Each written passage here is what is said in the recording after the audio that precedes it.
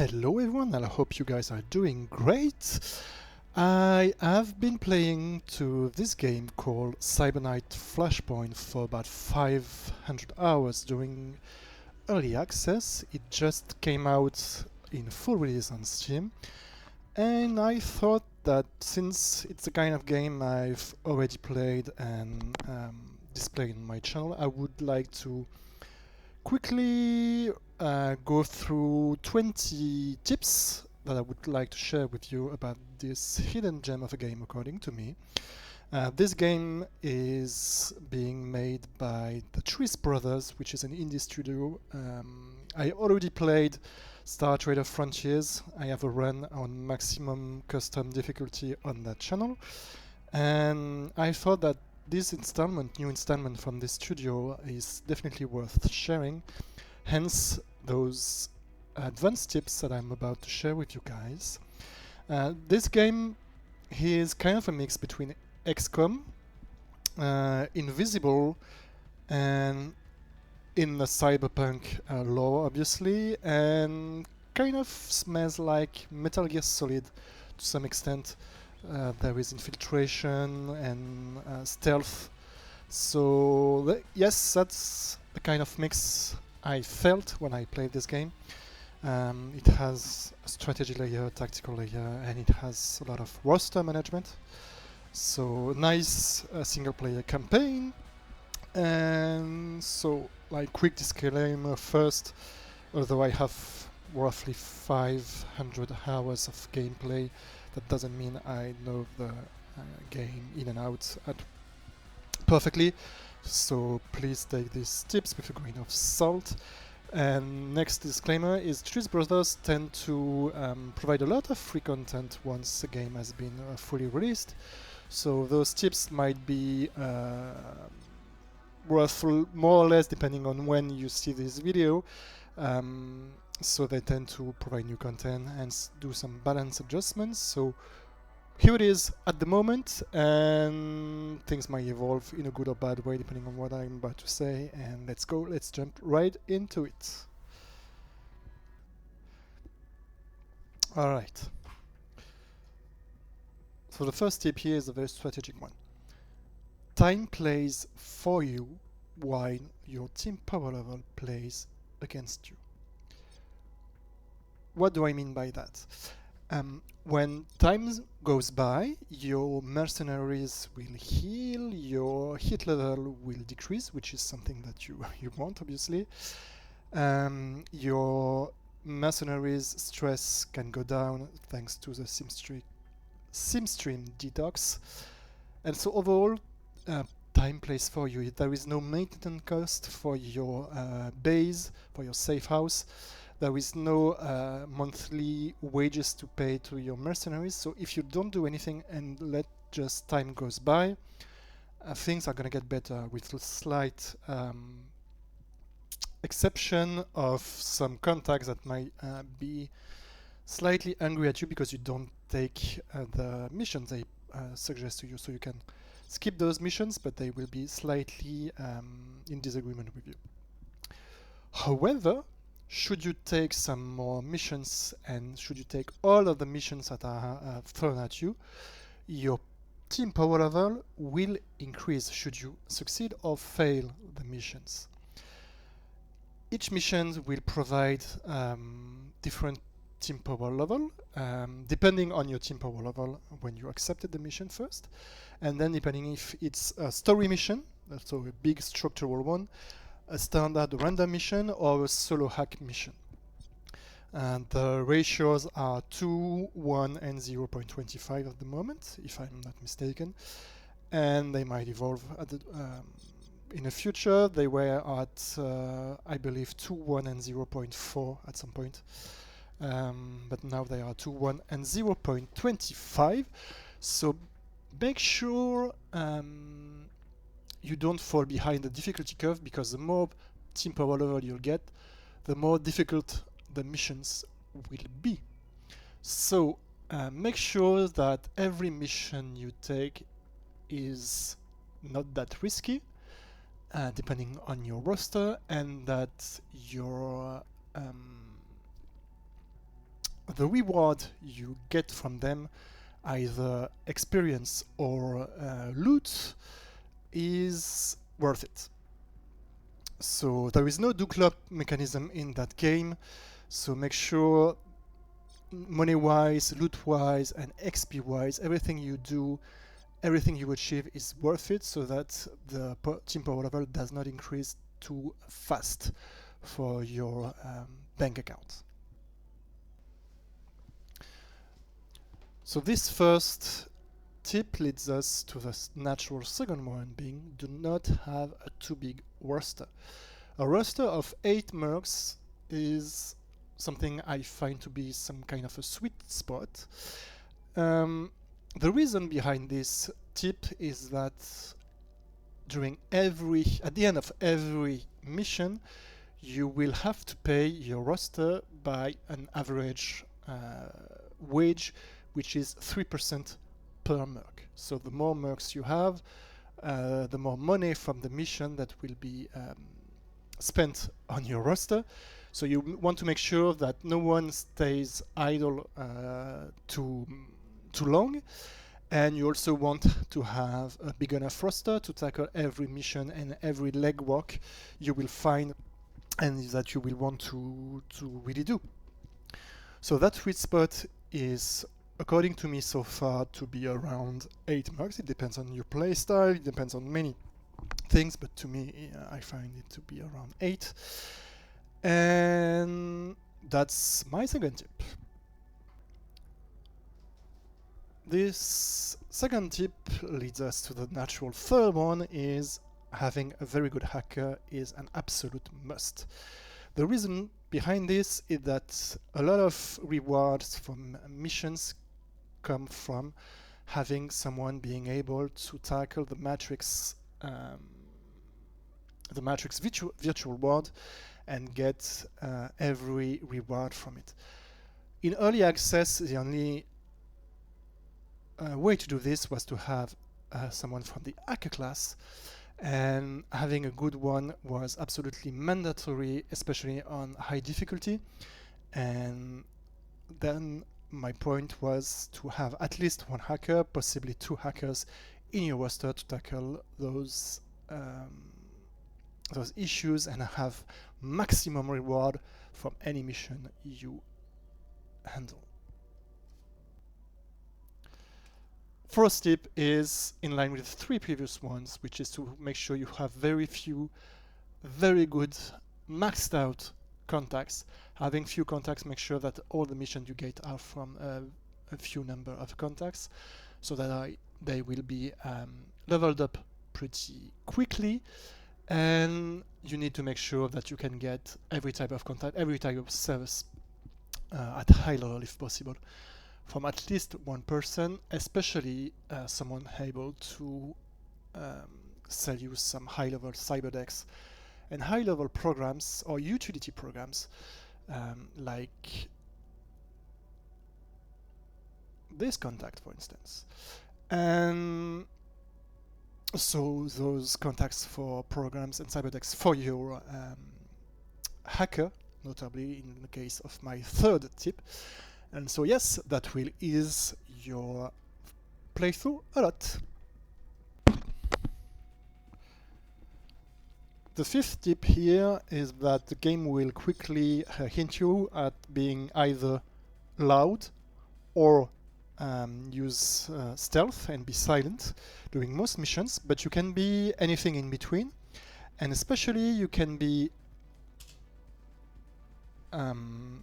let's say half silent, half loud. And since the security level is only computed really at the end of each turn, you can make sure that any enemy that has been seeing you or heard you or hit by you during a turn is dead by the end of the turn, so that the tally security increase won't increase that much. As you can see here, I have a base tally increase of +5 bar per turn. This guy spotted me, which led to +2. If this guy is dead by the end of the turn, will come back to a +5. We can also stun him, which would have the same effect.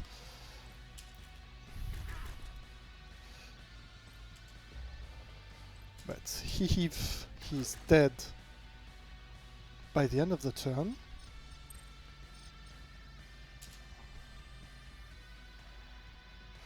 or stun, as you're about to see. So here he spotted 3 intruders, so that's +6. If I stun him with atomic stutter, we should go back to 5, and him being dead will have the same effect. He's dead, he won't be able to report at the end of the turn to the security AI, so we're fine.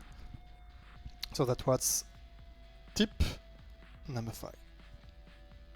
Number 6 goes with tip number 5, which is you can kill someone, but be wary of dead bodies for 2 reasons.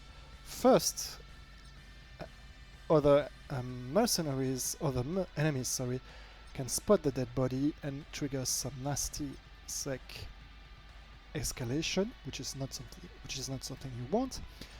And each dead body has a body timer, let's call that a cardio timer, which once it reaches 0 turn will alert the security AI, providing a +2 tally increase, which is something you can live with, but something that is still nasty, and also tells the security AI that something is fishy. So you have various ways to deal with that, and you can either mess with some talents, mess with the body timer, or you can hide the body of both at the same time, namely with this very nice trait from the Scourge, should I say, which is dissolve the body, which both mess with the body timer and the body by dissolving it. So you will leave no trail behind you and keep the security tally pretty low. Tips number 7 and 8. You might be a veteran and very good XCOM player, you might absolutely love those type of games and play many of them. I very highly suggest that you play on the normal difficulty for your first playthrough.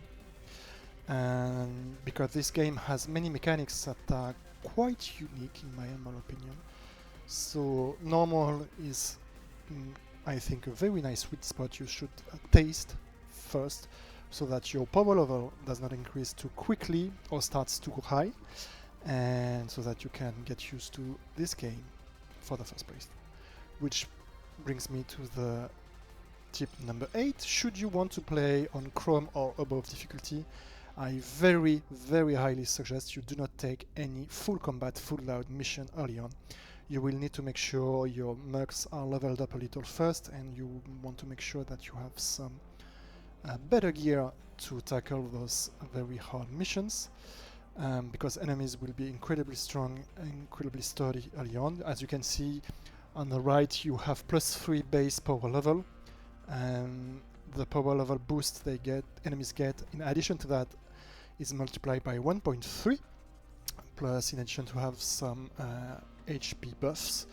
So you can definitely kill one enemy here and there during various missions, but going full loud and full offensive on one mission might be quite tricky early on. So that was tip number 8. Tip number 9. Do not take useless risks. That is worth for many games, but especially for Cyber Knight Flashpoint. For instance, here on this map you have 5 lootable log boxes, and depending on how the mission goes, you might want to not go to loot each of them, because even the best planned mission can very quickly spiral out of control.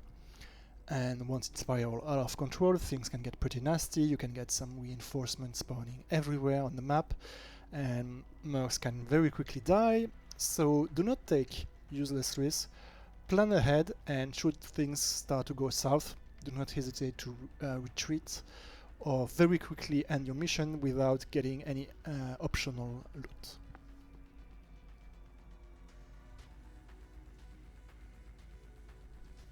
Tip number 10. Initiative is absolutely key. As you can see here, my mercs have very high initiative compared to the enemies here, and there are many talents that can further increase it or play with it by adding +8 initiative, or make sure that all the mercs that I have play with the same initiative of 29, or in this case +1 from the caster, which was C2. So that is one of the key characteristic of your merc, so make sure it is pretty high, and you can play with it by using heal action of delay action to lower it to play after the enemies, should you want to do so, and then play first in the next turn. So make sure you can easily play with it, either by buffing your own or debuffing enemies' initiative, and you will have a much easier time in your missions.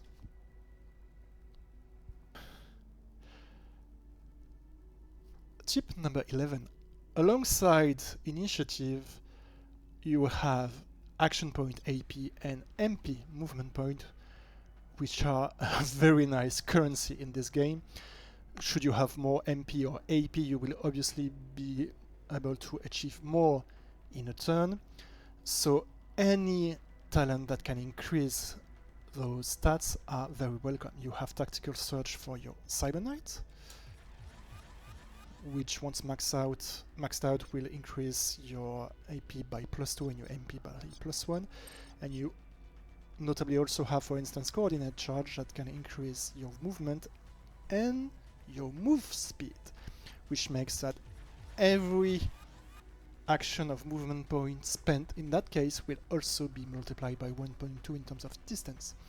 So AP, MP and movement speed are 3 characteristics that needs to be taken care of in a good way for your mercs.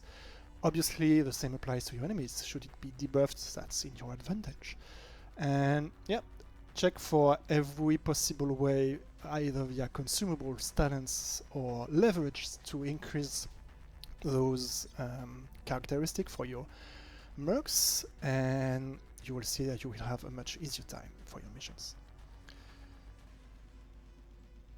Which brings me to tip number 12. CSEC escalation can be extremely nasty. The higher the sec level, the nastier the CSEC escalation will be. Notably, you can have some CSEC escalation which will spawn some reinforcements. They can spawn in various locations, notably all these doors here, all these elevators there, all these doors here, depending on the map. So be wary of those CSEC escalation, try to have them not happening as much as you can. And one final tip regarding that is that should you have a value of 19 out of 10, for instance here, that will lead you to start next turn with already 9 tally bars full. Should you have this, you might want to go 1 tally higher, and to make sure you get to 20 out of 10 escalation. You can have only 1 escalation per turn. Yes, the escalation you will get at 2 sec level can be slightly nastier than the one at only level 1 sec escalation, but you will start next turn with 0 bars, which might be a better solution overall. Yes, the higher the level, the nastier the escalation, but that's better, in my humble opinion, to have only 1 escalation every 2 turns than 1 every turn. Which leads me to tip number 13 regarding reinforcement. At some point in some missions, you might have some headhunters spawning in the middle of the map. You will see them with their yellow highlights and their crazy high characteristic, notably HP.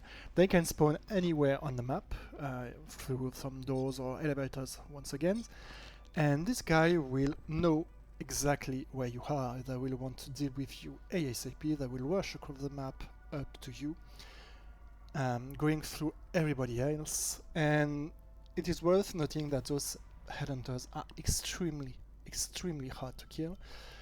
They do a lot of damage, and they are not the friends of the red guys you will have on your map. So one of the solutions here is to make sure that those headhunters, should they spawn, let's say here, well, they have to cross the whole map before getting to you, so that these guys will shoot at them as well. The mission then will get extremely loud. Everyone will start shooting at everyone, so the security increase will be crazy. It might be a good thing to dash out and flee from that mission, but you might as well try to kill those guys so that they don't come up after you for the next mission, and then that will ease the rest of your campaign. But should they spawn, well, make the enemy of the enemy is my friend, and well, you can rely on that as much as you can. Quick tip number 14. Don't use shotguns unless you have a Scourge in your team with Nervo Tox Shell talent. In my humble opinion, shotguns are lagging behind. You have much better heavy weapons available in the game for the random mercenaries that you have. The only exception to that is a Scourge, which has one of the best talent in the game. Once again, Nervo Tox Shell, which is basically an AoE area of effect stun, which is absolutely bonkers. So that's the only reason why you would want to use a shotgun, and well, that's it. Don't use shotgun unless you have that talent. Next tip, once again, tip number 15, be extremely mindful of armors. As you can see, this guy here has 540 HP, which is a lot because I play on above Chrome difficulty. But moreover, he has one layer of armor, as you can see, and 78% damage reduction, which is pretty high. This guy basically has 2500 base HP, which is the way you should think. Apart from pure damage which bypasses armor, you have to be thinking in terms of effective HP, which is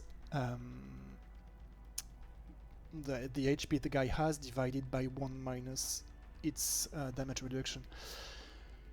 You have many ways to remove that layer of armor, which should then leave that guy with around 40% armor, which is much better because then he will take 3 times more damage, apart from, once again, pure damage. So you have to find a way to remove that armor, either by talents or by shooting at this guy with various weapons that can lower armor, or shred him with a sword, for instance. Another way to deal with high armor is obviously to use the crit mechanism. Notably, you will see that a lot of weapons or abilities use the stealth crit keywords, which is just something that is added to any crit mechanism. Should the enemy be unaware or suspicious, and your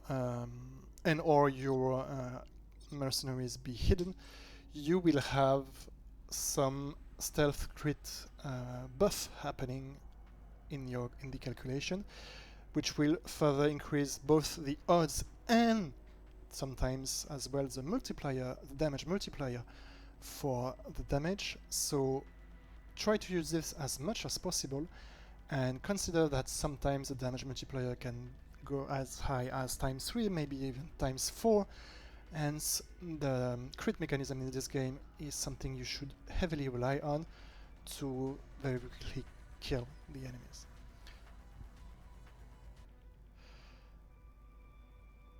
Then tip 17 that comes right after is the very nice mechanics that have been introduced by the Trese Brothers in this game, which is a glancing hit mechanics. The best way to summarize this, in my humble opinion, is this is not XCOM, baby. You might have been used to missing some 95 or 99% chance to hit shots in XCOM.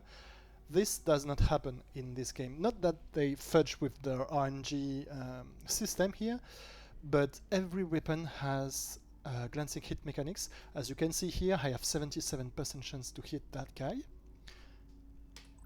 And this guy is 100%, so I will hit him, but should I have something like 95, I will be over 90%, and I have a glancing hit guaranteed in that case, which means that I'm not guaranteed to hit with full damage, but I am at least guaranteed to hit that guy with something between base 30% or base 70%, and every value in between.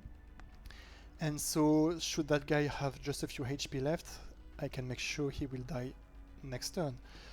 How to make sure that I have a glancing hit? The glancing hit mechanism triggers should you have over 60% or over 80% chance to hit, depending on the weapon you have, and also should you be at below 5 meters from the target. For instance, if I come in here, I'm at 3.21 meters from that guy, even if I carry... Sorry, I don't have enough AP left.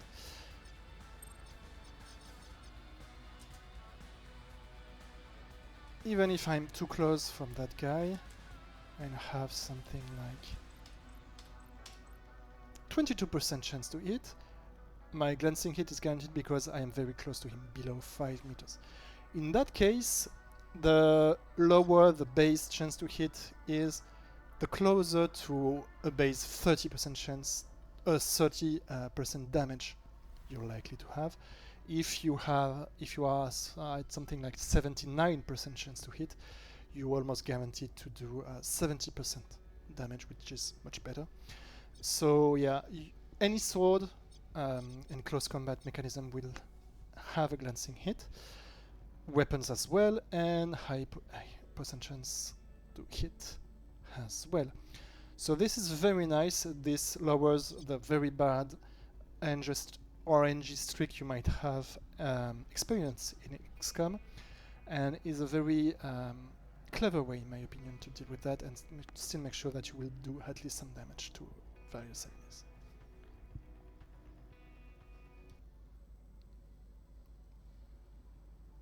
Then tip 18, on the strategy layer, I have found that my optimal base build is the following one. So should you get some inspiration from it, you should copy it. Once again, this is something that is very situational depending on your playstyle and so forth, but I found this base layout to be the one that I love for multiple reasons. First, the rooms on the inside of and close to the elevator in the middle have the highest electricity requirement. The one on the outside have the lowest one, so that's nice. You don't have to build useless electricity power for if you should do should you put a sim stream detox here and a nano scrubber there. And I've also found that the triage clinic was slightly underwhelming, so that's the one building I'm not building at the moment.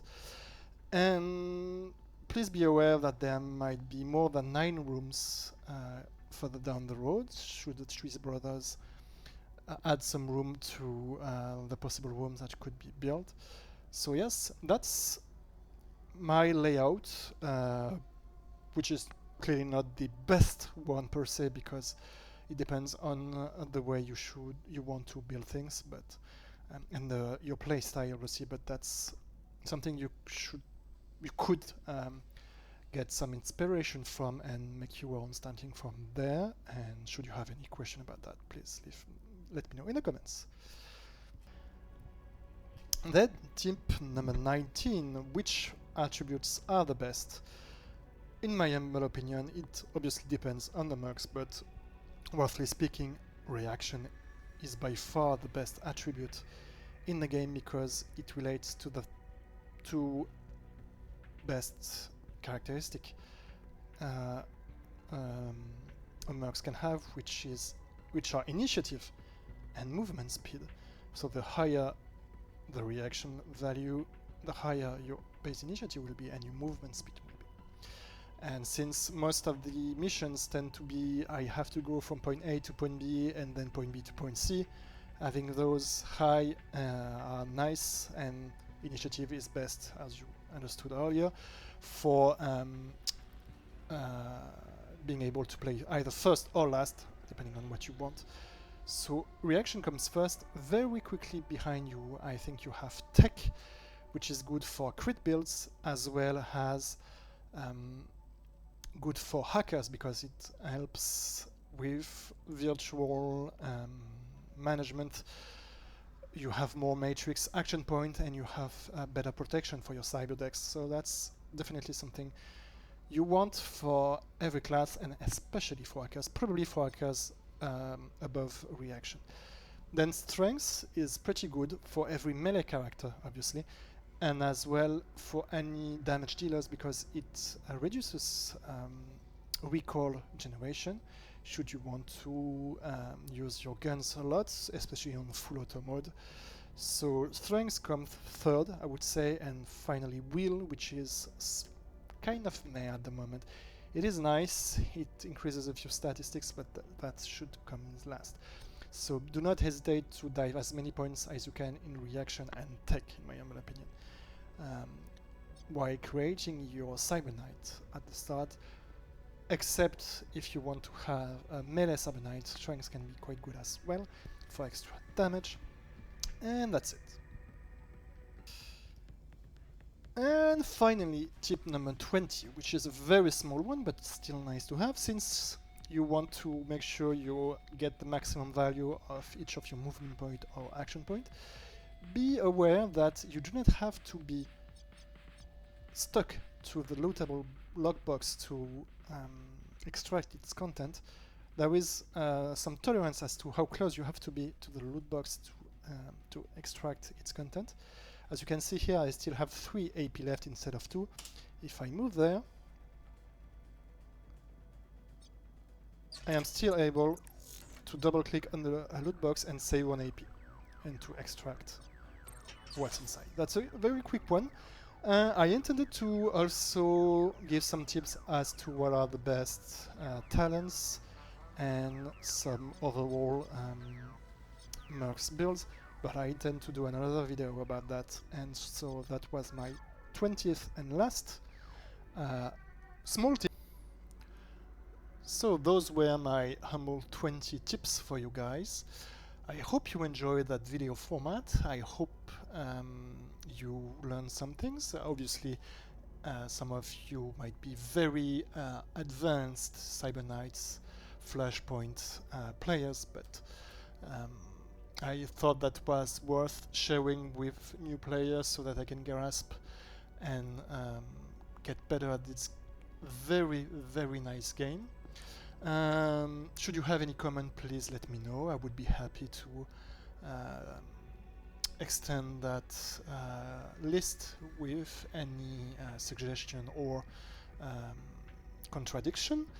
As always, take care of yourself. Do not hesitate to like, subscribe, or whatever any seasoned YouTuber might say for the visibility of that video and for the visibility of that game. And once again, take care of yourself and see you soon, guys, for the next video. Cheers!